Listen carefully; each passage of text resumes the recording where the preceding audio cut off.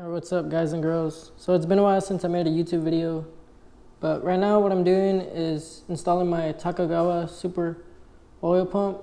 I already have it installed, but I kind of wanted to show people how to install it. Well, a simple way to install it, all you need to do is just take off your side cover, like the same way as you would if you're cleaning your oil spinner and your oil screen. So what you're gonna do is literally all you gotta do is take off these 3 bolts that are on your oil pump itself. So you take them off, you get this on there. Oh wait, it's the wrong size, whoops. Okay, it's gonna be a size 10. And just take them off, just loosen them.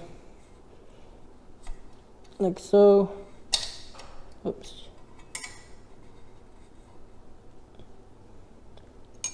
There you go.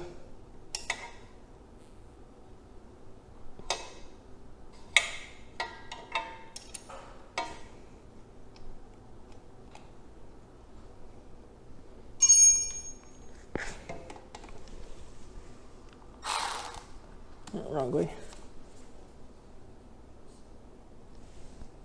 Come on. There you go.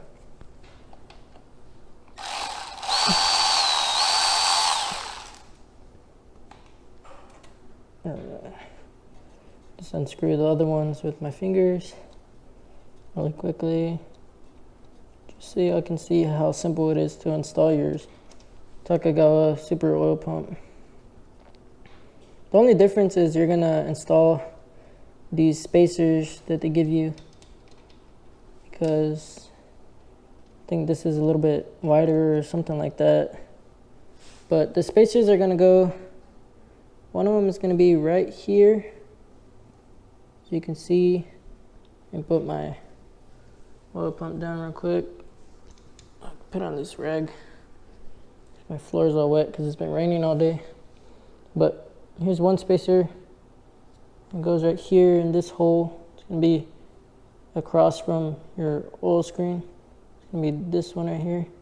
So you're gonna put it in there, like so. Just pop it in, and then your other one is gonna be, there's gonna be one hole right here above your oil screen, and it's right above it. And that's where your other spacer goes that comes with the Takegawa super oil pump. And then all you gotta do is install your oil pump like so. Let me hold you out a little bit better. Okay, install your oil pump. All you're gonna do is just make sure you match up the teeth. No, you don't want nothing. It'll fall in place whenever you get it. There you go. Put that bolt in.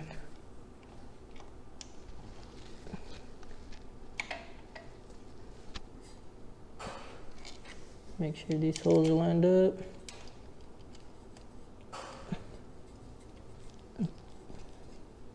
Yeah, they're lined up, starting in. That one's starting in.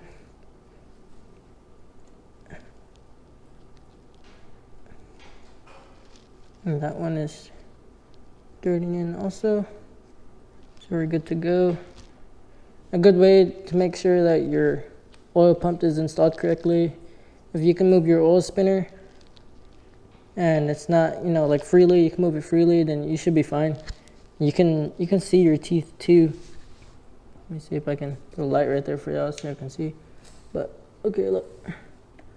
Let me get the light over here. Okay, you should be able to see those bottom teeth in your oil spinner. Teeth, you see the white teeth right there. So I'm gonna leave this light right here so y'all can see. Okay, you'll see the white teeth right there, and the teeth on the oil spinner. So I'm gonna spin it. You see the white teeth moving with the bottom teeth. Those are the teeth to your oil spinner. As long as those are lined up, you should be good to go. And, you know, just tighten everything back up, and you can torque these down to, I believe it's 10, correct me if I'm wrong. I think it might be 10 or 11 foot-pounds, but I'm not 100% sure, so you can just look that up. You just Google it. You should be good. But I'm just gonna kind of hand tighten them where they're kind of tight, not too tight, but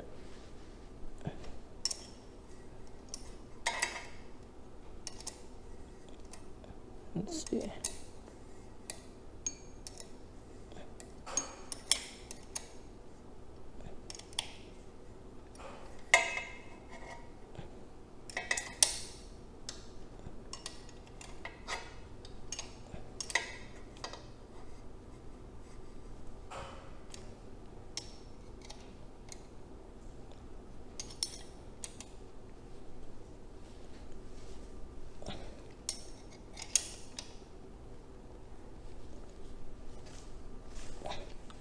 Okay, there you go. Then all you're gonna do is put everything back on in the same order you took it off.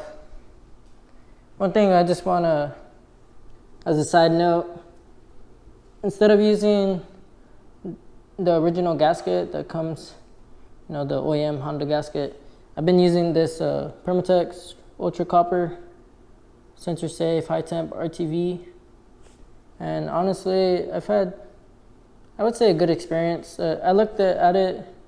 I did this on my previous oil change at let's see, it was at 6,837 miles, and I had 773 miles after that, and I believe I'm at 8,000 miles now. I'll have to look, but my last oil change was at 6,837.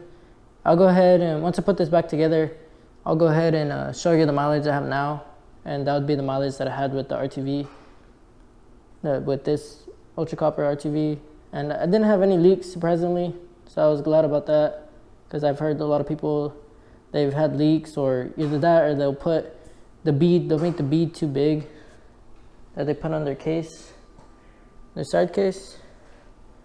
They'll make their bead way too big, and then whenever they kind of torque it down, they'll squish the RTV in here, and then it'll, you know, get all inside the oil passages and mess everything up. But just put a very light bead, a really, really tiny bead. Just a really, really small bead. Alright guys, so I'm just going to use this OEM oil pump as a reference so I can know what I'm talking about. Tried recording this once already, but I didn't have my mic plugged in, so it sounded very terrible. But the hole I'm pointing to right now is going to be the hole for the bolt that you install your oil pump with. But the hole that I just pointed to will be where you want to pour your oil to prime your new oil pump, your new high-flow Takegawa oil pump. And what you're going to want to do is, once you pour it inside the hole, you're going to want to spin the gear that I'm spinning right now. And you should see it come out of the other hole that I just pointed to. Not that top one, but the one right underneath it. And that's all you need to do to prime the oil, just so you don't run your new oil pump dry and it will have oil whenever you start your bike. And that's an important step that you need to do, so please do so. If you don't do it, probably won't hurt it, but it's best to do so. Thank you guys and girls for your time. I appreciate it.